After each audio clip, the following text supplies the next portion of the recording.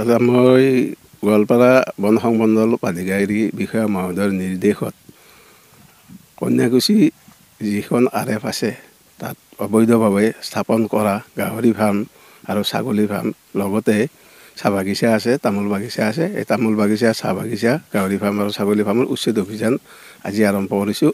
এই অভিযান অনাগত দিনতো চলি থাকিব। কিমান মান ভূমি হ'ব? আজি আচলতে আমি 5 পৰা 7 হেক্টৰৰ টাৰ্গেট লৈছোঁ আৰু পাৰিলে 5 পৰা 7 হেক্টৰ আমি সম্পূৰ্ণ কৰিম।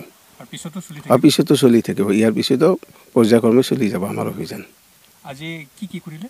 আজি গাহৰি ফাৰ্ম এখন কৰিলোঁ, ছাগলী ফাৰ্ম এখন আৰু তামোল বাগিচা। না, গৰাকীবিলাকতো তেওঁলোকেতো যিহেতু অবৈধভাৱে কৰিছে, অবৈধভাৱে কৰিলে তেওঁলোক আমাৰ ওচৰত নাহে। যিহেতু আমি বিভাগীয়ভাৱে তেওঁলোকক দোষী সাব্যস্ত কৰিম, সেইকাৰণে তেওঁলোক আমাৰ ওচৰত নাহে আৰু বিচাৰিও পোৱা নাই। বৰ্তমান আমি বিচাৰিছোঁ, কিন্তু তেওঁলোক আমি বিচাৰি পোৱা নাই। ৰংজুলি ৰেঞ্জৰ আণ্ডাৰত ৰংজুলি ৰেঞ্জৰ বিচাৰৰ